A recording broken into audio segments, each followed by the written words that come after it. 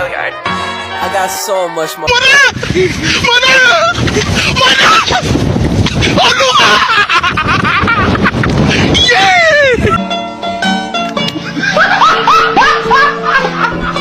Are you ready, kids? Aye, aye, Captain! I can't hear you. Aye, aye, Captain! Oh!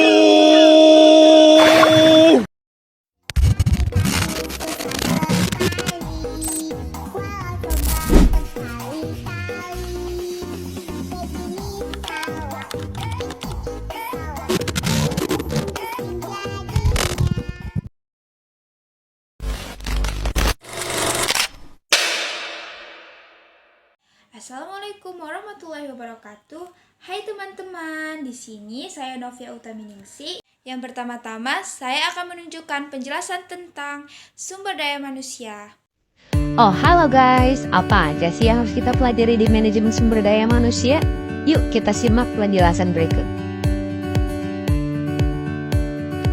Manajemen sumber daya manusia mempelajari bagaimana cara meningkatkan produktivitas sumber daya manusia dalam suatu perusahaan.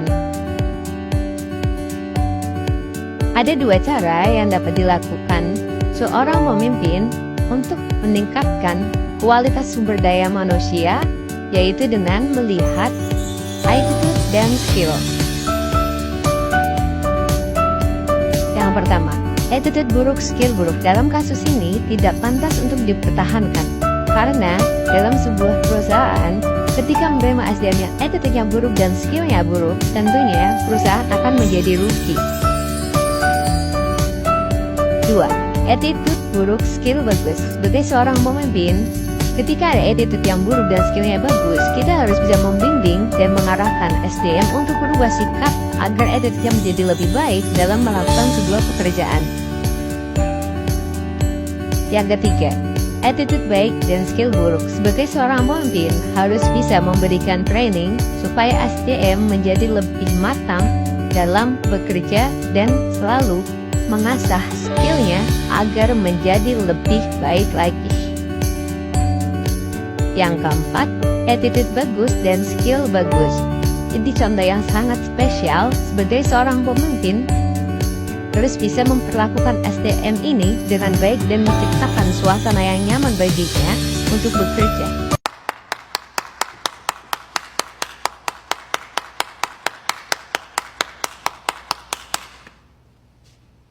Baik, selanjutnya di sini saya akan membahas tentang strategi efektif dalam manajemen sumber daya manusia untuk meningkatkan kinerja organisasi.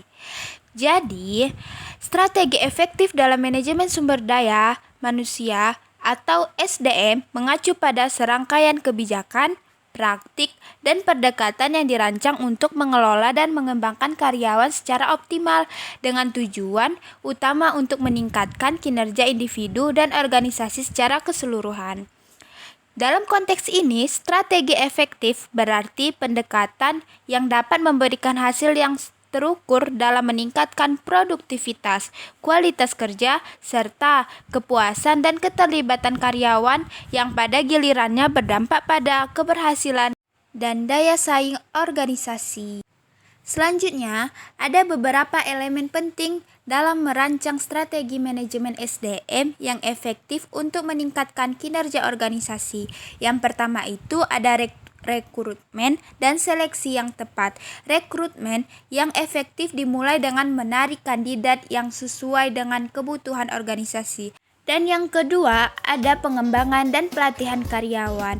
Di sini, peningkatan keterampilan dan pengetahuan karyawan melalui pelatihan dan pengembangan sangat penting untuk memastikan mereka dapat menghadapi tantangan dan perkembangan industri yang terus berubah.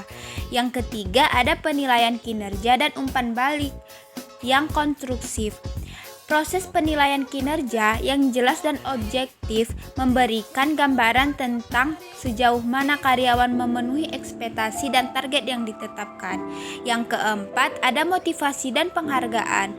Jadi, strategi yang efektif dalam manajemen SDM mencakup pada sistem penghargaan yang adil dan sesuai dengan pencapaian karyawan. Yang kelima, ada budaya kerja yang positif. Jadi, membangun budaya kerja yang inklusif kolaboratif, dan menghargai keberagaman dapat meningkatkan rasa kepemilikan dan kerjasama tim. Karyawan yang merasa dihargai dan dilibatkan dalam pengambilan keputusan lebih cenderung untuk memberikan kontribusi yang maksimal dalam pekerjaan mereka. Dan selanjutnya yang keenam, keseimbangan kerja dan kehidupan. Organisasi yang peduli dengan kesejahteraan karyawan akan menciptakan lingkungan kerja yang sehat dan produktif. Strategi manajemen SDM yang efektif harus mencakup kebijakan yang mendukung keseimbangan kerja dan kehidupan pribadi. Jadi teman-teman, kesimpulannya adalah strategi yang efektif dalam manajemen sumber daya manusia akan membawa dampak yang signifikan bagi kinerja organisasi dengan mengelola karyawan secara profesional, memberikan pelatihan yang tepat, menciptakan lingkungan kerja yang mendukung, dan memotivasi karyawan untuk mencapai tujuan bersama. Organisasi dapat meningkatkan produktivitas inovasi